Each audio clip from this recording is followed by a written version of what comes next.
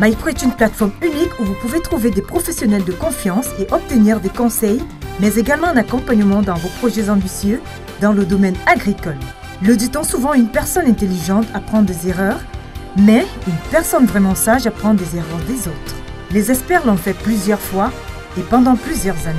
En travaillant avec eux, vous économisez beaucoup de temps, mais également beaucoup d'argent. Si vous pensez que c'est cher d'engager un professionnel, attendez d'engager un amateur. Pour être informé de nos prochaines vidéos, likez et abonnez-vous.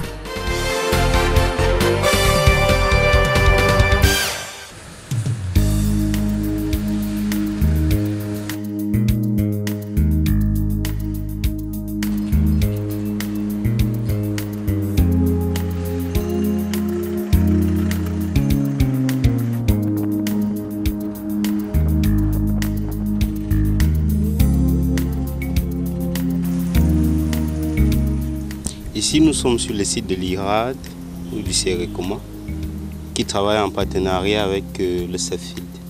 Donc, ça, c'est un site d'expérimentation pour la production et la croissance des variétés halieutiques. Ici, on fait de la pisciculture. De l'autre côté, il y a d'autres exercices qui sont faits. Mais principalement, en ce qui nous concerne, nous nous attelons à reproduire artificiellement des poissons qui sont dans les étangs, à suivre des paramètres physico-chimiques de l'eau, n'est-ce pas, qui peuvent avoir un impact sur leur croissance. Également, à suivre les paramètres physico-chimiques de l'aliment que nous donnons, qui a un impact sur la croissance. On évolue aussi en fonction de cette croissance-là pour pouvoir déterminer quels sont les couacs que nous retrouvons et comment est-ce que nous pouvons les améliorer dans le processus d'évolution de l'aquaculture au Cameroun. Ici, nous avons commencé avec des variétés telles que les Clares Garipinus. Nous avons reproduit ici des Cyprinus capio, qu'on appelle communément des capes. Donc, et compte tenu des paramètres physico-chimiques de l'eau, il est arrivé que les carpes ne résistent pas trop compte tenu de leur fragilité en termes de besoin en oxygène. Donc notre eau est souvent trouble et parfois il y a un débit d'eau qui baisse qui ne peut plus approvisionner les étangs. Donc pour le moment, nous sommes restés focalisés sur les silures qui sont les Carias garipinus, qui résistent un peu plus à ces changements de température, variations d'eau ou troubles de l'eau. Pour voir ce que le Camerounais gagne dans ce projet, nous partons d'abord du contexte. Qu'est-ce qui nous amène déjà à mettre en place cet essai de pisciculture? C'est qu'on se rend compte qu'on arrive à une situation où il y a réduction de la production de poissons dans la zone, c'est-à-dire le poisson se fait rare, se raréfie.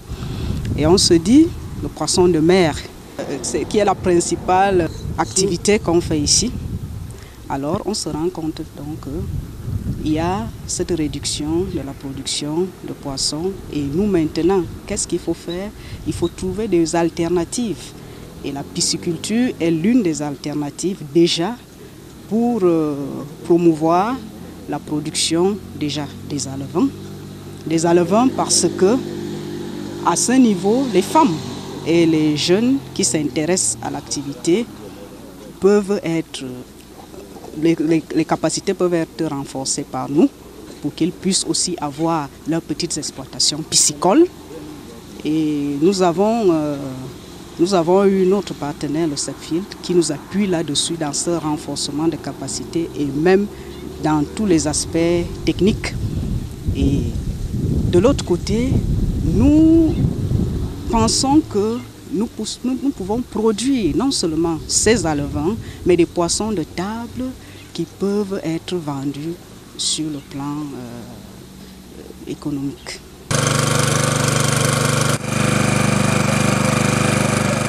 Là, nous sommes en pleine séance de pêche de contrôle. En réalité, périodiquement, il est question de voir la biomasse qui se trouve dans le bassin.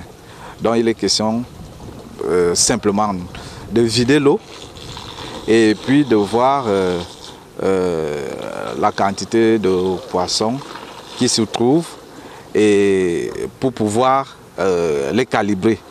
Et également, nous devons mesurer l'indice de consommation de ces poissons.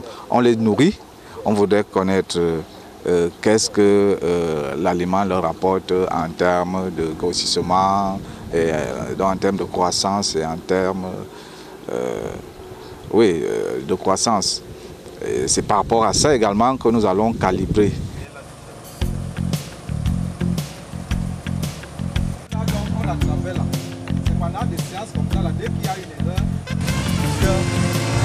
dans la zone là-bas,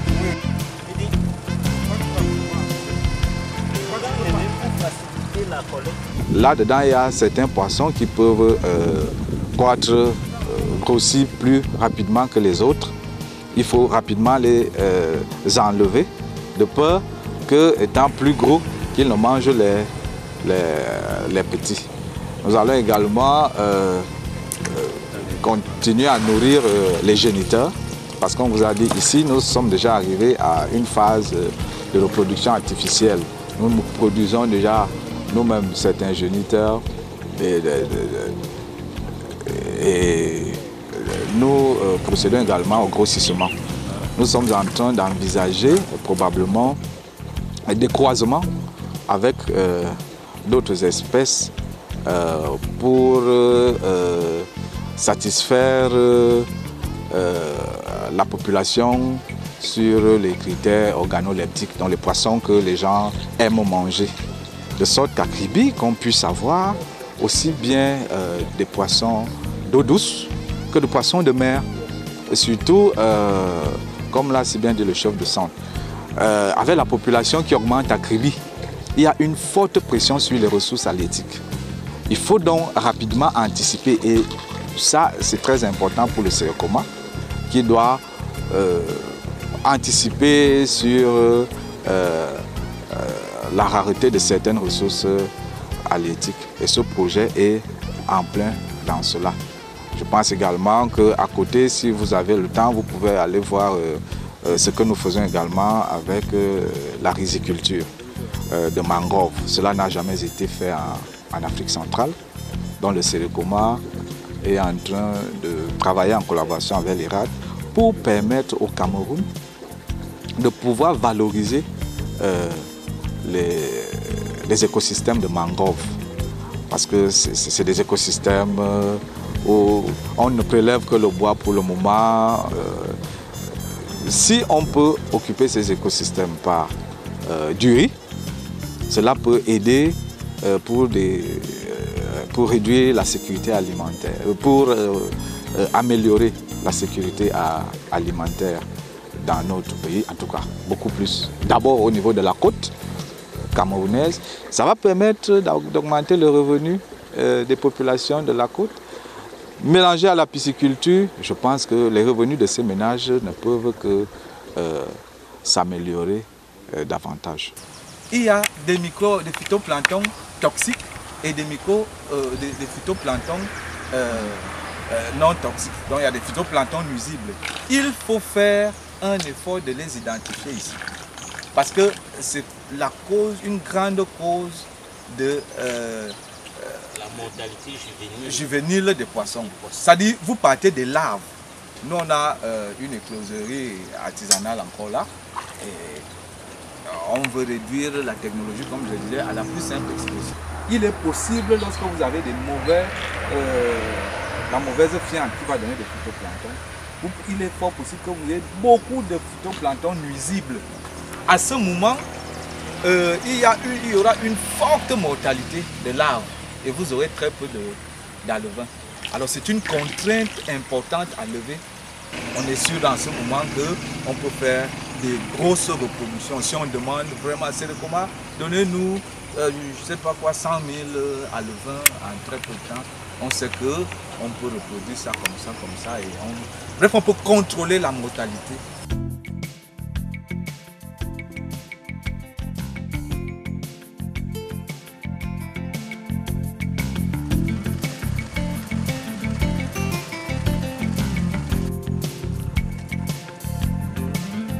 les jeunes et les femmes qui cherchent de l'emploi peuvent eux-mêmes faire. C'est pour ça que lorsque vous voyez là, nous essayons d'amener la technologie, de la réduire à la plus simple expression.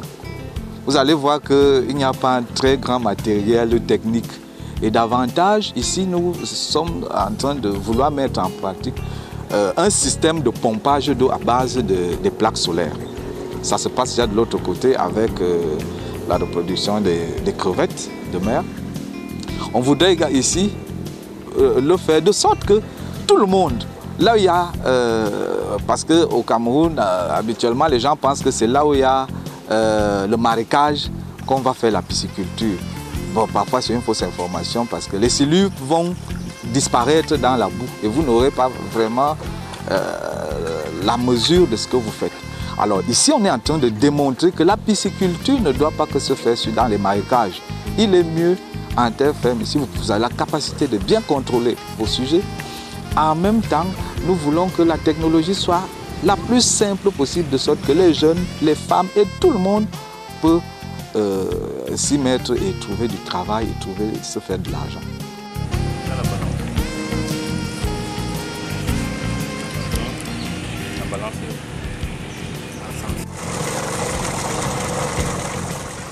Est-ce que l'aliment qu'on leur donne leur apporte tout ce qu'il leur faut pour leur croissance?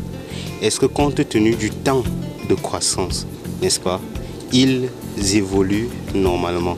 Est-ce que les paramètres de température, est-ce que les paramètres de l'eau, je veux dire les variations de température ne sont pas un élément limitant pour leur croissance? Est-ce que le fait que l'eau ne soit pas tout le temps approvisionnée n'a pas un impact sur la croissance compte tenu du temps de croissance qu'on voudrait optimiser pour le plus rapidement possible mettre le poisson sur le marché ou alors avoir des poissons de taille acceptable et consommable? Donc ça, c'est des paramètres pour lesquels on est obligé de les sortir de l'eau. On va mesurer les tailles, on va regarder la pigmentation, on va regarder si à un moment donné ils sont infectés, s'ils ont des maladies, quelles sont ces maladies-là. C'est en faisant les pêches de contrôle qu'on est en même d'observer tous ces paramètres-là.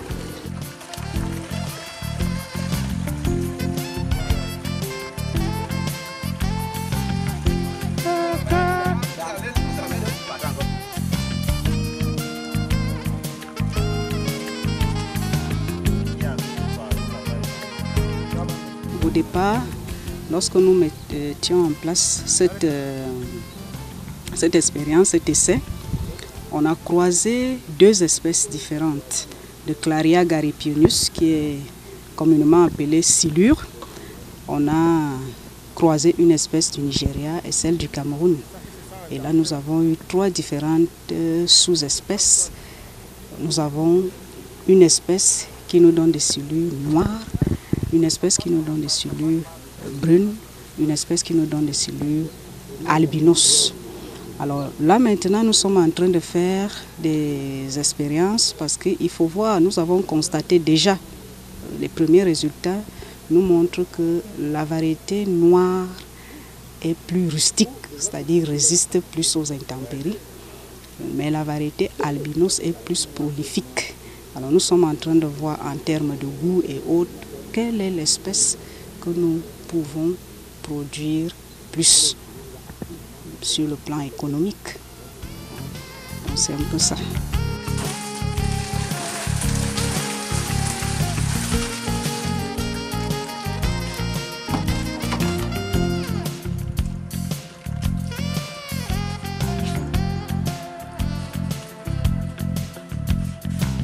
Comme ici, les closeries du Serekoma, Ira d'Akribi. Et si vous voyez bien, c'est une écloserie très artisanale qu'on appelle de fortune. C'est-à-dire c'est un endroit où nous faisons essentiellement de la reproduction artificielle des poissons. Donc généralement on le fait ici. Et lorsqu'on arrive à la phase larvaire, on les transporte donc d'ici aux étangs. Donc tout le processus, parce qu'il faut qu'on les transporte quand ils sont déjà quand même atteints la taille des fingerlings, c'est-à-dire l'intermédiaire entre la larve et la larva. Là maintenant, on peut mettre au niveau des étangs. Donc ça, essentiellement, c'est pour cela. Et si vous voyez, comme elle est tellement artisanale, nous n'avons pas des conditions vraiment très adéquates pour booster la production quand on le fait. Parce qu'on a des pertes, on a carrément des pertes parce que ce n'est pas très adapté. Mais il fallait commencer quelque part.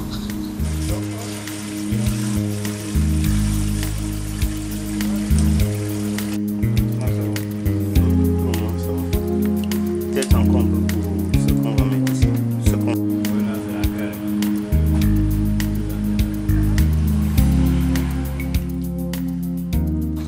Après la récolte, on les amène ici. Pourquoi?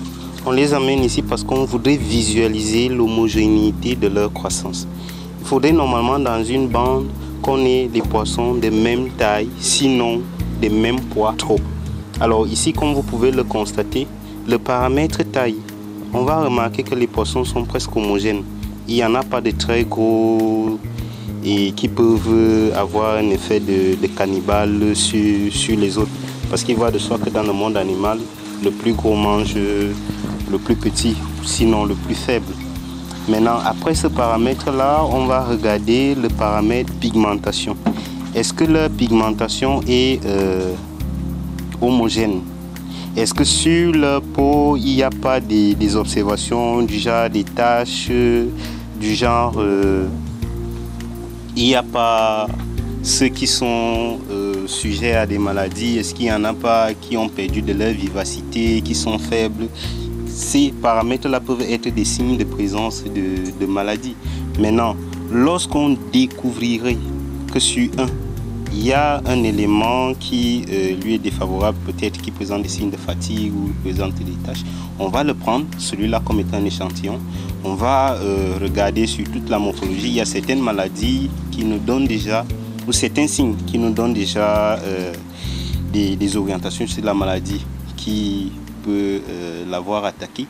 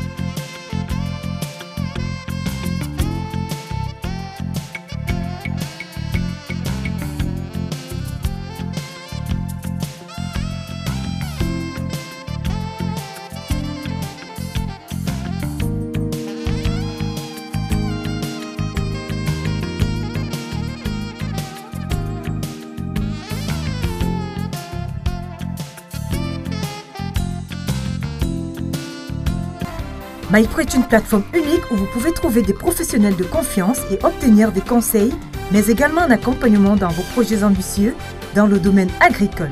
Le dit-on souvent, une personne intelligente apprend des erreurs, mais une personne vraiment sage apprend des erreurs des autres. Les experts l'ont fait plusieurs fois et pendant plusieurs années. En travaillant avec eux, vous économisez beaucoup de temps, mais également beaucoup d'argent. Si vous pensez que c'est cher d'engager un professionnel, attendez d'engager un amateur. Pour être informé de nos prochaines vidéos, likez et abonnez-vous.